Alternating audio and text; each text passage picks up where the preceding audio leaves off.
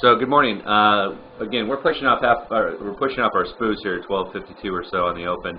SPOOs are up. Again, that continuation is there that we thought we'd see.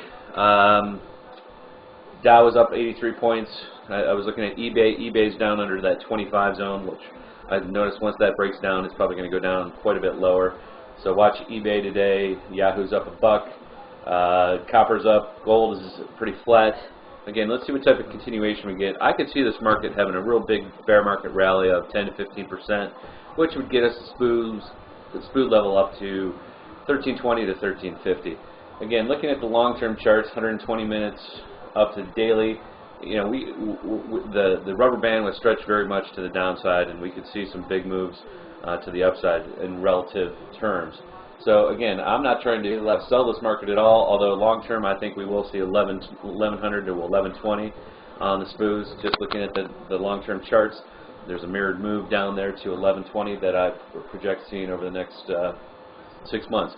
Got a lot going on over the next 6 months. You have the Olympics starting in August. You have the election year really going to kick off with the national conventions starting here. Late summer, early fall. Then you've got full-on election time going on in the markets. Should hopefully see some volatility continue with that. So what's going on out there? Again, as the housing numbers out there today, they said that the permits were up year over year, starts were down year over year. Again, to me, there's too much inventory already in the housing. This needs to resolve itself.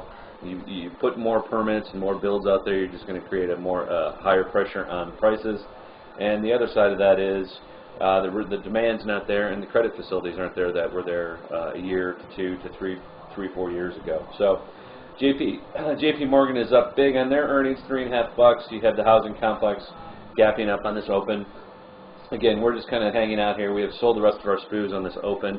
We could go up to 1280 pretty easily, but we're very happy with the move that we saw. Big move that we saw really in less than 24 hours, and we have gone to the sidelines. I'd like to be a buyer 1230 to 1235 with stops below 1220. Right now, if I can get that type of pullback in the next few days, I'd love to be a buyer.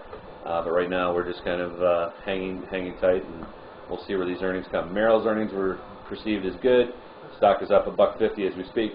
A lot of good things happening out there as far as the bullish are concerned. Again, oil hanging around the mid 134s. Airlines continuing up, bouncing off the bottom here. We'll see how good this economy is. Earnings so far have been good, but the expectations have been lowered so much that we'll see if the next earnings session in October is as good as this one has started out in July. And we're just starting to get into it. Again, eBay trading 24 down $4. So tech, you know, is tech that great? Well, I know eBay, people haven't been that excited about it for a while, but shall see. Fannie and Freddie are continuing up today, so I guess folks are covering the shorts that just got in. I still think those are, you know, unless there's a true bailout, those could be, on paper they're in trouble, but all the banks, Bank of America up another $3. Everything's running. Again, we're long a number of financial calls, along with the XLF calls, along with the OEX calls still. So we've got upside protection, and we're not looking to get short right now at all. We'll see how far this rally goes, and we'll be back with you.